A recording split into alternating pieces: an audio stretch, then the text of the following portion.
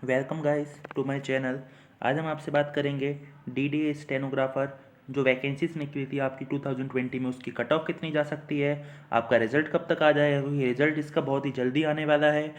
जितनी जल्दी आएगा, और इसका स्किल में भी इतना टाइम नहीं लगता। जो हमने एसएससी स्टेनोग्राफर होता है उसका स्किल आपने देखा होगा, बहुत टाइम दे जाता है, पर इसका स्किल इतना टाइम नहीं लेके जाता। कितना कंपटीशन रहेगा, किस सीट पे, मतलब एक सीट पे कितना कंपटीशन रहेगा, हमारा स्किल कब से स्टार्ट हो जाएंगे, उसी बेसिस पे अपनी स्किल की प्रैक्टिस कीजिएगा, क्योंकि स्किल में ही ज़्यादा बच्चे डिस्क्वालीफाई होते हैं। कितना नॉर्मलाइजेशन किस शिफ्ट को मिल सकता है, और 120 नंबर जिसके भी आ रहे हैं उसका सिलेक्शन हम पक्का माने या नहीं। अगर आपके 120 नंबर आ रहे हैं तो आपका सिलेक्शन पक्का मान सकते हैं या नहीं मान सकते, तो इस बेसिस पे हम पूरे डिसाइड करेंगे क्या कट ऑफ जा सकती है।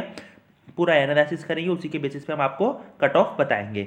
तो हम स्टार्ट करते हैं इस वीडियो को। इसके लिए अभी तक आपने मेरा चैनल सब्सक्राइब नहीं किया, जल्दी से सब्सक्राइब कर लीजिए। मैं आपके लिए ऐसी इंटरेस्टिंग वीडियो लाता रहता हूँ। आप मेरे चैनल स्टडी विद शिवम को सब्सक्राइब कीजिएगा। चलिए स्टार्ट करते हैं।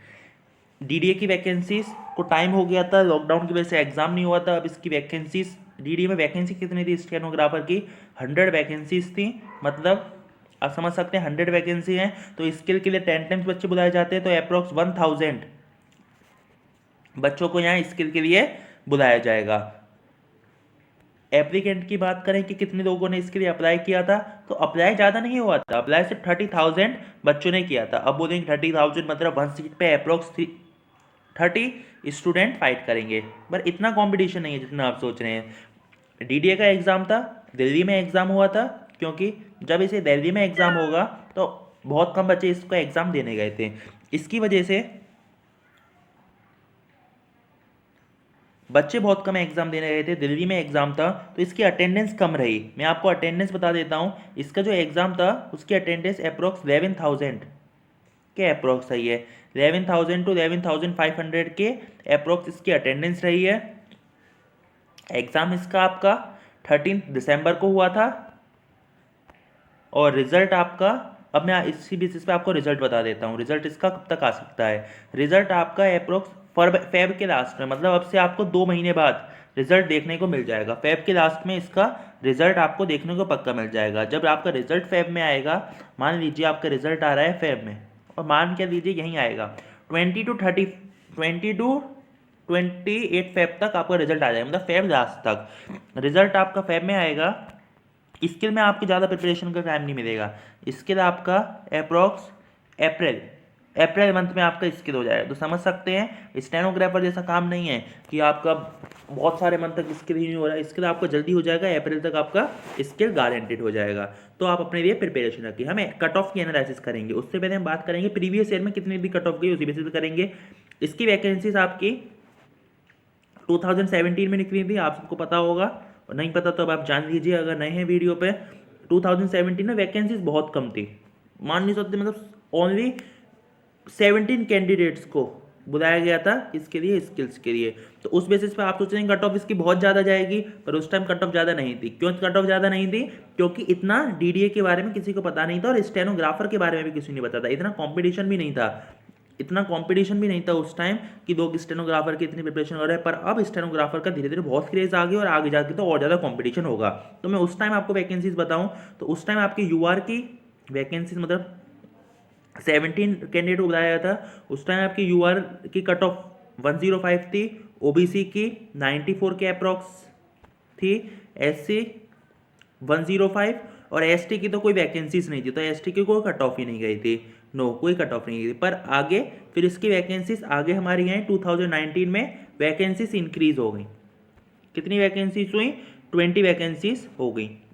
हैं तो बहुत कम, पर 20 थी। पर कट ऑफ इसकी आप बोलेंगे 20 वैकेंसी सर, वैकेंसीज बढ़ गई तो हमारी कट ऑफ कम जानी चाहिए। फिर उसके बाद कट ऑफ कम नहीं गई थी, कट ऑफ उसके बाद और ज़्यादा और गई थी। मैं आपको कट ऑफ बता देता हूँ। जो 2019 में वैकेंसीज निकली थी, उसमें यूआर की आपकी कट ऑफ 141, आप समझ सकते हैं 141, एसएससी स्टेनोग्राफर से भी हाई गई है। ओबीसी की 136, एससी 134, एंड एसटी अप्रोक्स 78। तो समझ सकते हैं। और टोटल वैकेंसीज कितनी थी हमारी? वैकेंसीज की बात करें तो अप्रोक्स वैकेंसी सिर्फ 20 थी। अब बताइए इतनी वैकेंसीज पर, 20 वैकेंसीज पर इतना टफ कंपटीशन था। 19 में कट ऑफ बहुत कम गई, वैकेंसीज बहुत गई, वैकेंसीज बहुत कम थी, और 20 में क्योंकि कंपटीशन 19 में कंपटीशन ज़्यादा बढ़ गया तो वैकेंसी वो कट ऑफ अपने आप इंक्रीज हो गई। अब हम आपको बताएंगे जो 2020 में एग्ज़ाम हो चुका है आपका, आपको कट ऑफ पता होगी तो आप अपने स्किल के लिए प्रिपरेशन कर सकते हैं, क्योंकि स्किल के लिए ज़्यादा टाइम नहीं मिलेगा, जितना आप सोच रहे हो स्टेनोग्राफर के लिए इतना नहीं मिलेगा। तो अगर आपका, मैं रॉ मार्क्स बताऊंगा, मैं आपकी कट ऑफ नहीं बता रहा हूँ, नॉर्मलाइजेशन नहीं मिल सकता, क्योंकि नॉर्मलाइजेशन ज़्यादा डिपेंड नहीं करेगा। मैं बताता हूँ नॉर्मलाइजेशन भी कितना मिलेगा। पहले मैं आपसे रॉ मार्क्स की बात करें, अभी यू आर कैटेगरी मतलब जनरल कैटेगरी से हैं और आपके रॉ मार्क्स 125 प्लस हैं, क्योंकि कंपटीशन लेवल कितना हुआ, एक मिनट, कट ऑफ के पहले कंपटीशन लेवल बात करें, 11,000 बच्चों ने एग्जाम दिया है और 1,000 बच्चों को वो बुलाएंगे, एलिजिबल करेंगे। कंपटीशन की बात करें, जब 11K डिवाइड होगा 1K से तो आप अपने आप ही समझ सकते हैं, तो 111 मतलब 11 बच्चों में एक बच्चा है कंपटीशन में। सब बच्चे तैयारी करके नहीं जाएंगे, कमी ने तैयारी करी होगी। फॉर्म भी इसका क्यों इतना कम लोगों ने भरा, क्योंकि फॉर्म महंगा था, 500 रुपये का फॉर्म था, आप खुद जानते हैं, इसलिए कंपटीशन कम है। अगर आपके मार्क्स जितने बता रहा हूँ उतने आ रहे हैं, स्किल की प्रिपरेशन करने लग जाइए, और कोई भी डाउट हो तो वीडियो के नीचे कमेंट करके पूछ सकते हैं, मैं आपके लिए डेफिनेटली जवाब दूंगा। तो हम बात कर रहे थे 2020 की जो कट ऑफ निकलेगी 2000 एग्जाम की, उसमें यूआर में अगर आपके रॉ मार्क्स 125 हैं, ये रॉ की बात हो रही है, 125 है विदाउट नॉर्मलाइजेशन, तो आप डेफिनेटली एलिजिबल है, अपनी स्किल की प्रैक्टिस स्टार्ट कर दीजिए। ओबीसी अप्रोक्स 122, अगर इतने मार्क्स हैं तो आप अपनी तैयारी स्टार्ट कर दीजिए। ईडब्ल्यूएस की बात करें, ईडब्ल्यूएस ओबीसी से हल्का कम ही जाता है, लोग कहते हैं थोड़ा ज़्यादा जाएगा, ईडब्ल्यूएस 120 प्लस के अप्रोक्स ईडब्ल्यूएस में मार्क्स हैं, तो डेफिनेटली आप अपनी तैयारी शुरू कर दीजिए। अब हम एससी और एसटी की बात करते हैं। एससी अगर 110 मतलब 110 से ऊपर नंबर आ रहे हैं, प्रिपरेशन बिगिन कीजिए।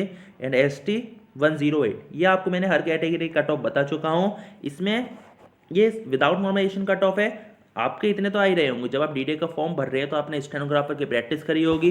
पेपर भी मॉडरेट लेवल का था, इंग्लिश आपकी इंग्लिश आई थी, रीजनिंग आई थी और जीके आई थी, जो आपका एसएससी स्टेनोग्राफर के पेपर में होता है। देखिए एग्जाम आपका सिर्फ एक दिन हुआ था, 13 दिसंबर को। नॉर्मलाइजेशन की बात करते हैं, 13 दिसंबर को हुआ था। हम बात किसकी कर रहे हैं, नॉर्मलाइजेशन 13 दिसंबर के बाद हुआ था। तो 10 से 20 नंबर, इससे ज़्यादा नहीं मिलेंगे, 10 to 20 नंबर से ज़्यादा आपको नॉर्मलाइजेशन में नहीं मिल सकते, क्योंकि शिफ्ट में इतना डिफरेंस नहीं था, सब शिफ्ट एक ही लेवल की थी, ज़्यादा डिफरेंस नहीं था। इस वजह से अप्रॉक्स 10 to 20 मार्क्स ही आपको मिलेंगे, नॉर्मलाइजेशन में ज़्यादा डिफरेंस नहीं आएगा। एसएससी के अब हम कंपेरिजन करें, अगर एसएससी वर्सेस डीडीए कि आपको किसकी तैयारी करनी चाहिए, तो डीडी आपके लिए मोस्ट सूटेबल है। कैसे, ये भी मैं आपको बता देता हूँ। एसएससी में आपकी बार कैंडिडेट्स ने जितनों फॉर्म वो एग्जाम देने गए, एग्जाम का रखते हैं, फॉर्म का नहीं, 1.5 तक एग्जाम देने गए और वैकेंसीज ओनली 457 वैकेंसी अभी के हिसाब से। मैं आगे नहीं बता रहा आगे कितनी वैकेंसी, अभी के हिसाब से 457 वैकेंसीज हैं और 1.5 लाख बच्चे एग्जाम देने गए हैं। और यहीं डीडीए की बात करें तो अप्रोक्स 11,000 बच्चे हैं और 100 वैकेंसी। और अपने अभी देख लीजिए कंपटीशन में अप्रोक्स 3 टाइम्स डिफरेंस है। तो अगर आपने डीडीए का फॉर्म भरा है और आपका जो मैंने स्कोर बताया है इतना आ रहा है, तो अपनी स्किल की प्रैक्टिस कीजिएगा, आपको टाइम ज़्यादा नहीं मिलेगा। कोई भी डाउट है वीडियो में पूछ सकते हैं, नीचे कमेंट सेक्शन में देके मैं डेफिनेटली जवाब दूंगा। और अभी तक आपने चैनल सब्सक्राइब नहीं किया, जल्दी सब्सक्राइब कर दीजिए, क्योंकि मुझे आपके सपोर्ट की जरूरत है। मैं आपके लिए ऐसी इंटरेस्टिंग वीडियो देते लाता रहता हूँ। और आपको अगर किसी और टॉपिक पर वीडियो चाहिए तो मैं आप मुझे बता दीजिए, मैं उस टॉपिक को भी पूरा एनालाइज करके वीडियो लेके आऊँगा। Thank you so much. और अगर वीडियो अच्छी लगे लाइक कीजिएगा, अपने दोस्तों को सब्सक्राइब कीजिएगा, जिससे उनको भी हेल्प हो और वो अपनी स्किल प्रिपरेशन करें। Thank you so much.